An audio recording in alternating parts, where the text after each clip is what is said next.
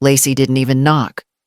She walked in like she always did, heels clacking on the hardwood perfume thick in the air, pretending this house had always belonged to her. My son followed behind her, slower, quieter. Still not brave enough to speak first.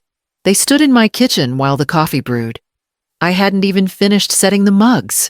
We talked to Mom. Lacey said, brushing a stray hair from her lip. She's ready to buy the house. You'd be doing us a favor. I turned off the coffee maker without replying. It's too much for you anyway, she added, eyes glancing toward the dining room. 3 bedrooms for 1 person. It's wasteful. That word. Wasteful. She said it like I was a problem to be managed. My son finally spoke. Mom, please don't make this harder than it needs to be. Lacey's mom needs a place. This is the perfect solution. She needs a place, I repeated, so I lose mine. Lacey crossed her arms. It's not losing, it's moving on. You can downsize. Get something manageable. I looked at the window above the sink. The garden was blooming again. My husband had laid every stone path by hand. I'd replanted every bed myself after he died. I'm not interested, I said. That's when my son said it. Then you won't see the kids again. He said it flat. Not even angry, just transactional. Like he was offering a trade. Like my family was currency I could only access if I gave them what they wanted. I nodded. That was all. No shouting, no tears, just a small, final nod. Because 3 days ago I'd already handed the keys to someone else. They didn't know that yet. They thought I was cornered, that I'd bend the way I always had. They didn't see the file in my drawer. The signed deed, the check cleared, the contract sealed.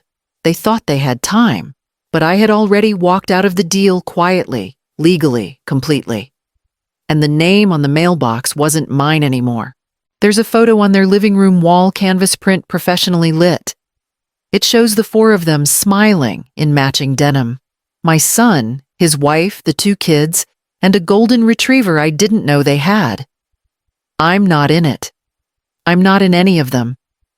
Not the Christmas morning with matching pajamas. Not the birthday party with balloons. Not the barbecue in the backyard where I lent them the folding chairs. The ones they never returned.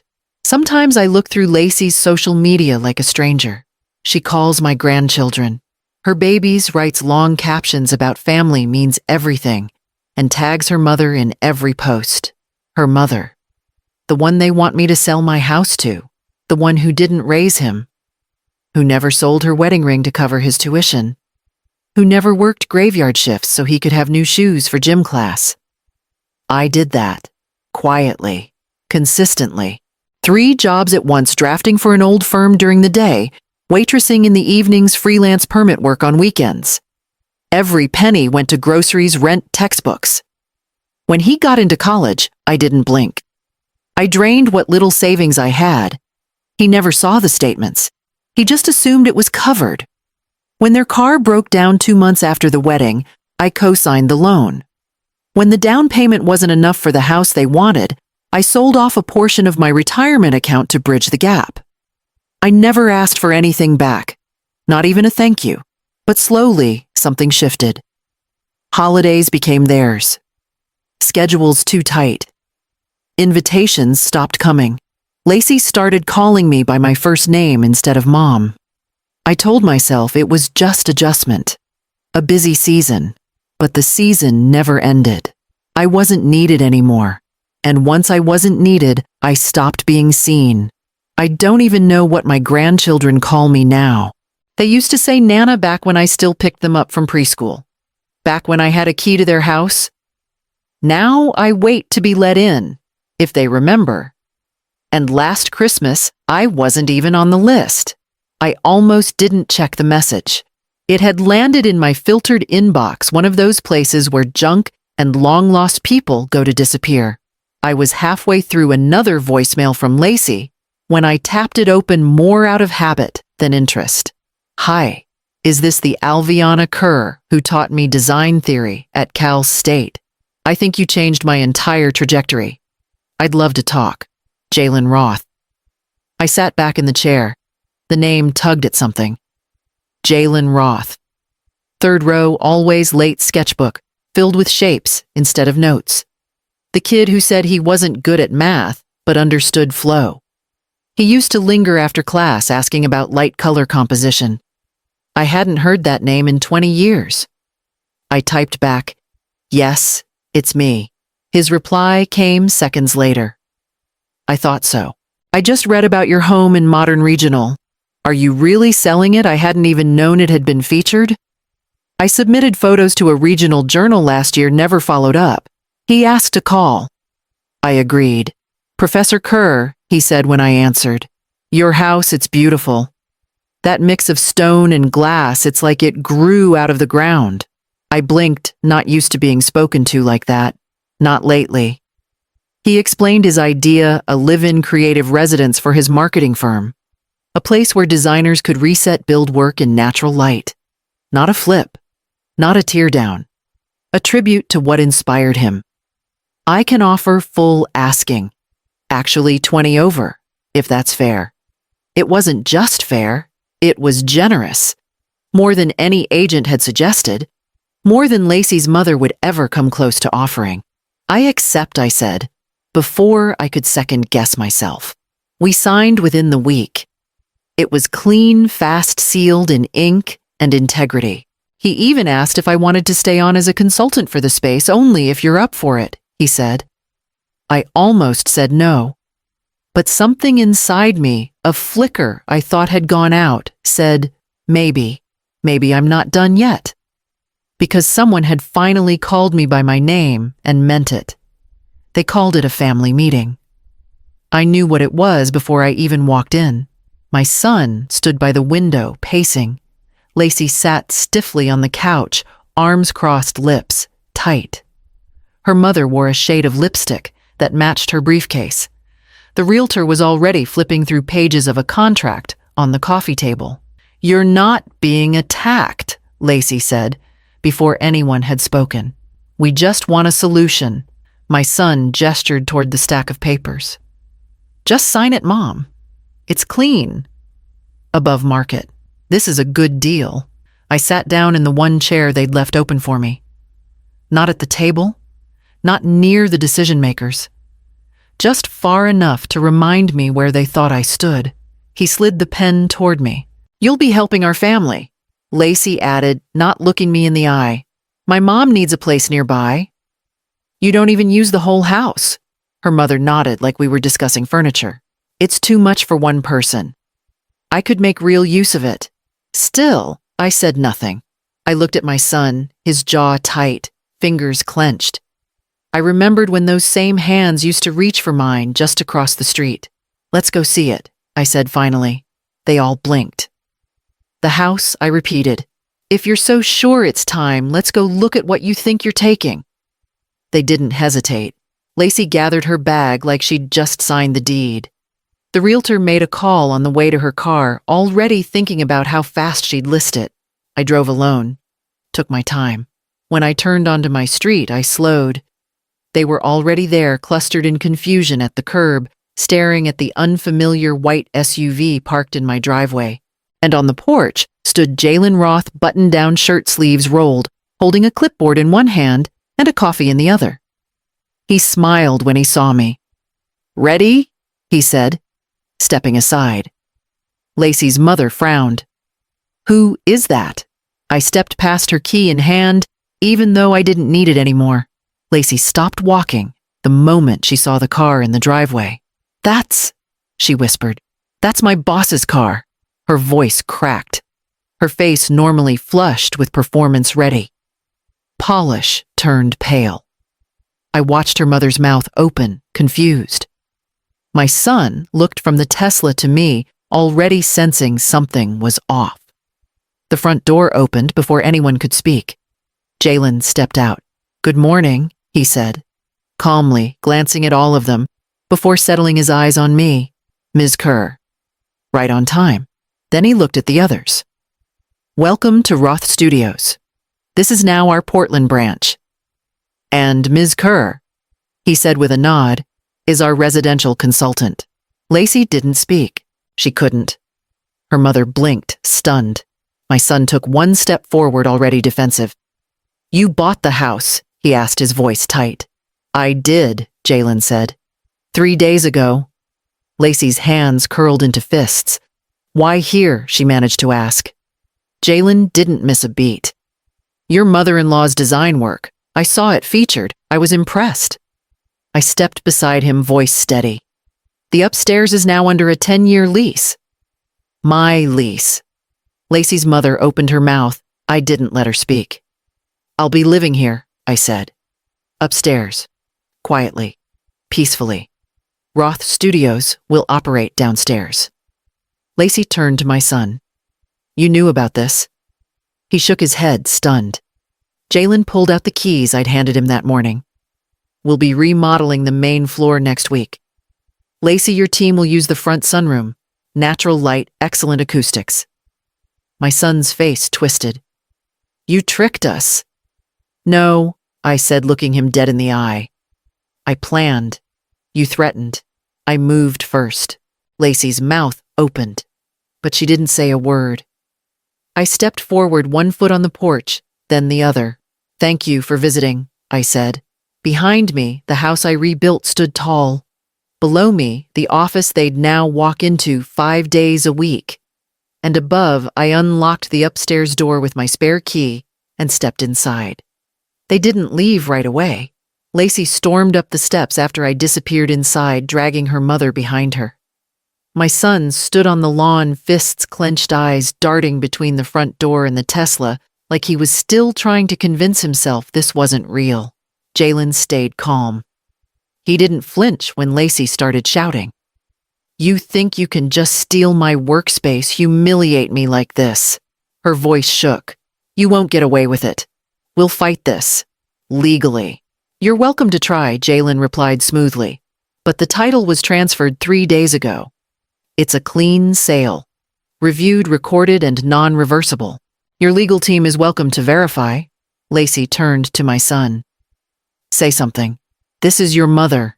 He looked up at the second-floor window. "She's always been like this. Quiet until it's too late. Calculated. Calculated," I repeated under my breath, standing behind the sheer curtain with a cup of coffee in my hand. He meant it as an insult. I wore it like a medal. "She's manipulative," he added louder now. "Cold? She's smarter than all of you," Jalen said. I didn't smile, but I didn't blink either. From the bay window upstairs, I watched the scene unfold like a performance I'd seen, rehearsed 1,000 times. Tears from Lacey, blame from my son, and silence from anyone who knew better. Lacey sobbed, hand over her mouth. "I trusted you. I thought you were just sad and old and lonely. I didn't think you'd ever—" Think Jalen cut in. "That was your mistake." Her mother tried to speak. He shut her down with a glance. "The lease is ironclad. Ms. Kerr has right of first refusal if I ever sell. She's not just a tenant. She's part of this property's future." I stepped back from the window, set the cup down, and walked to the upstairs closet where Grandma's sewing machine still sat untouched. The next morning, I would vacuum the hallway, dust the railings, and greet the Roth team at 9 a.m. because they'd be starting work beneath my floor. I woke up at 6. Not because I had to, but because I wanted to. There was something about knowing they would be downstairs in less than 3 hours that made the air different, brisk, charged, alive. I brewed coffee slowly, the way my husband used to when we built the kitchen together. One scoop at a time. No rush. I chose the blue ceramic mug, the one they never liked because it didn't match. By 8:45, I was seated in the bay window, cup in hand. Curtains slightly open. Lacey's car pulled into the designated parking spot. She sat there for a full 5 minutes, hands gripping the wheel, her posture stiff like she was bracing for a storm that had already passed. When she finally stepped out, she didn't look up, but she knew I was there. They always know once they've been seen. At 9:00 sharp, the Roth team began arriving. I recognized Jalen's voice, greeting them by name. Professional. Warm. He had a way of making people feel welcome without losing command. I didn't go downstairs. I didn't need to. Every step they took, every shuffle of chairs and flip of light switches, I felt through the floorboards. They'd turned the old library into a conference space. I could hear the hum of conversation. Someone laughed. A few voices followed, then silence, then the click of keyboards, the rhythm of progress. They were working. Above them, I sat cross-legged on the couch with my notebook balanced on one knee. I didn't need to plan or fix anything. Not anymore. But the habit of building something, anything, hadn't left me. So I wrote, "They'll learn what I've known all along, quiet is power." I underlined it. Twice. Downstairs, someone opened the back door to take a call. Lacey's voice floated up, faintly clipped and careful. Jalen's voice followed lower, more composed. The door shut. I didn't listen harder. I just closed the notebook, placed it on the shelf beside my oldest sketchbooks, and went to water the succulents in the hallway because the silence had already spoken for me. Jalen knocked at my door just after 7. No appointment, just a paper bag of scones and a quiet smile. "I figured you'd be up," he said. I poured 2 cups of coffee, let him choose his mug. He picked the one with the faint crack along the handle. He used to be one of my students who couldn't sit still during critiques. Now he ran a company. We sat at the kitchen table. The morning was soft with fog, the kind that blurred the line between the porch and the garden. "She's struggling," he said after a sip. I didn't ask who. "She expected charm to carry her," he added. I nodded. "That only works when no one's watching." He didn't elaborate. He didn't have to. I'd seen the looks from her team when they arrived each morning, polite, but no longer warm. The kind of distance people build when they know someone's seat at the table isn't earned. "She's on a performance plan," he said gently, like he thought I might be surprised. I wasn't. "She's been under pressure," I said. But the words didn't feel like mine. They sounded like an excuse I'd used for years for her, for my son, for everyone but myself. Jalen folded his hands. "We'll support her, but support doesn't mean protection." I respected that. I'd built a career in a field where precision mattered more than apologies. You either held the structure or it fell. After he left, I stood by the window and watched the team arrive. Lacey walked a few paces behind them. She didn't look up at my window this time. She just slipped through the side door and disappeared into the house that no longer obeyed her version of the story. Later that afternoon, I passed her in the hallway on my way to the mailbox. She stepped aside quickly, eyes down. I said nothing. Sometimes silence isn't avoidance, it's accuracy. The house felt different that evening.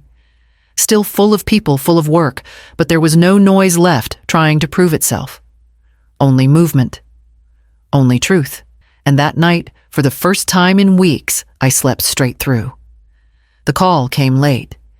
His name lit up my phone screen, and for a moment I stared at it long enough to consider not answering. But I did. "Mom," he said, breath tight, "you need to fix this." No preamble, no question. Just a command as if I'd been waiting for his instructions. "She's breaking down," he continued. "She cries every night. She says she can't work like this." I let the silence stretch like fabric between us. "Did you call when I was breaking?" I asked, calm, steady. He didn't answer. I didn't expect him to. "When I was working 3 jobs and still made time to sew your Halloween costume by hand," I added. "When I couldn't afford heat, but kept the stove on all night, so your room would stay warm. Did you call me then? Did you notice? That's not the point." "It is," I interrupted. "It always was." He took a breath. One of those sharp inhales that meant he was holding in anger. "You're being petty. You're creating this tension." I smiled bitterly. I was forced to raise myself. Then I raised you. And now I'm raising something else, boundaries. "That's not fair," he snapped. "Neither was being forgotten," I said. "You've turned cold, Mom. This isn't who you are." "No," I agreed. "It's who I've always been." You just never had to see her before." He didn't say goodbye. He just hung up. I sat for a long while after that. Let the room stay dim. Let the silence settle. Then I picked up my notebook, the one with the yellow cover, and wrote, "When silence is mistaken for cruelty, it means they've never heard your real voice." I closed the notebook and placed it on the table beside my coffee. No need to reread it. The truth doesn't require editing. Downstairs, I heard the click of the office door. Work had ended for the day. And in that quiet, I finally understood.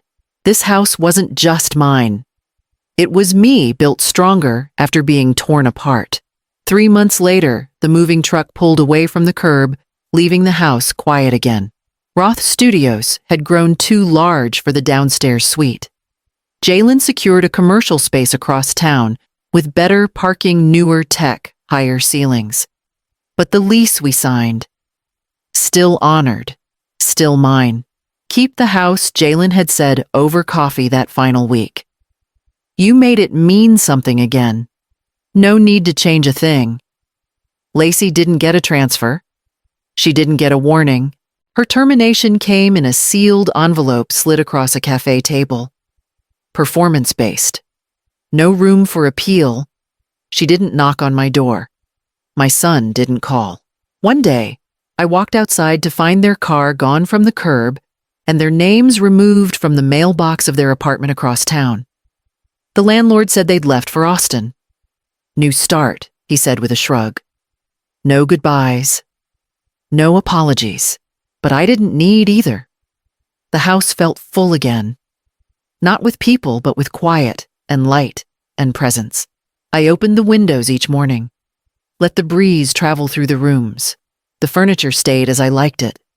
The kitchen smelled like fresh coffee and rosemary bread. My books lived on the shelves. My grandmother's journals lined the side table by the chair. She'd written in green ink. Always green. I never knew why. One entry read, "You don't have to be loud to be strong. You just have to outlast the storm." I read that one 3 times. The garden bloomed again. I pruned what needed pruning. I watered. I replanted where roots had failed. I made space. For myself. For quiet mornings. For laughter that didn't feel borrowed.